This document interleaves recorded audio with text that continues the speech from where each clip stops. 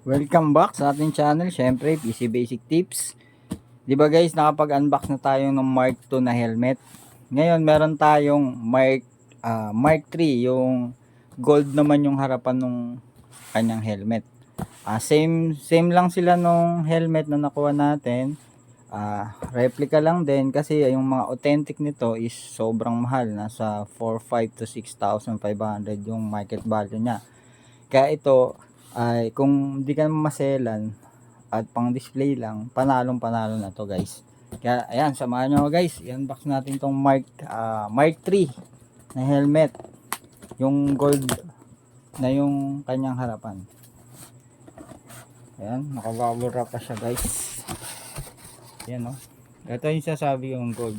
Kung naalala nyo yung isang in-unbox natin, di ba, silver to, Mark II, yung Mark II yun, ito Mark III guys. Ang ganda. Yun oh.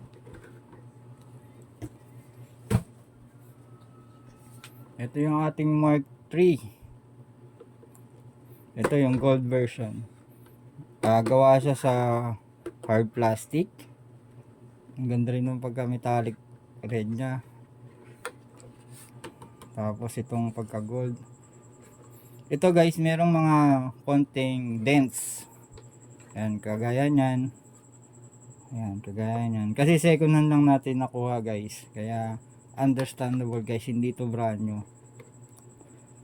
Tapos naisusuot to sa ano ha, naisusuot sa ulo.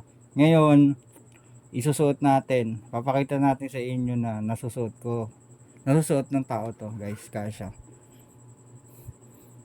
Gaya ng dati, gaya ng sabi ko dati guys, pwedeng gawing helmet to. Papa-customize nyo lang, lalagyan nyo lang ng strap dito para pag mabilis yung takbo nyo, hindi siya hahanginin. Tapos umiilaw din yan guys, tulad ng dati, may switch siya sa loob. Ayun, nakikita nyo yung switch. Ayun, nakita nyo, umiilaw na. Yun no, ang open, pipindutin natin to, mag-open siya. Tapos pag babalik lang uli natin, yan, tapos sabayan lang natin ang pindot para mag-lock. Yun no, ang ganda guys. Dating gawin, patayin natin yung ilaw. Yan, tapos patayin ko yung ilaw ng aking camera guys.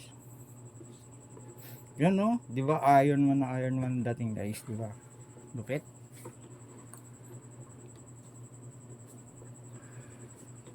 Ganda nito guys. Okay yan, working yung kanyang ilaw. Patayin muna natin ulit. Ayan yung kanyang switch. Quality, kung di ka maselan, panalong panalo. Pan display, panalong panalo. Kung may mga collector kayo ng Iron Man, isa sa pwede nyo nang i-collecto. Lalo na kung di ka naman ganun kamahal mag-collect, yung simpleng collector lang, panalong panalo na to guys. Yan, ang ganda nya guys. Mark III. Ganyan sabi ko kanina, nakuha natin siya, may mga minimal dents na kasi second hand lang natin siya nakuha. Pero napakaangas nito guys. Ngayon try natin guys, isusuot natin to guys, papakita natin sa inyo. Okay, set lang natin yung camera.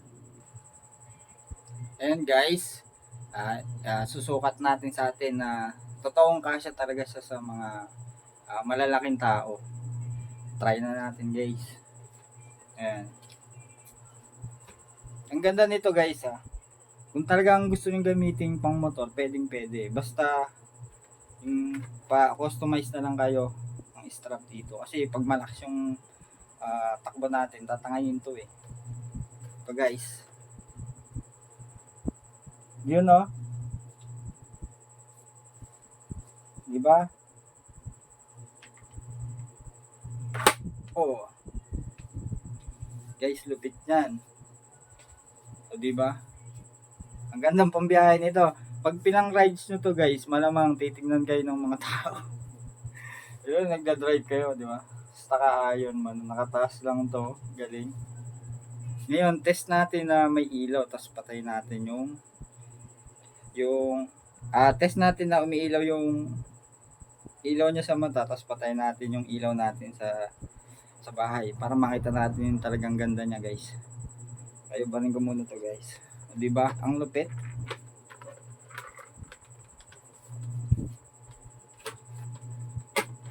Di ba? Kung di ka maselan, may collection ka na, pwede yung pagamitin sa rides.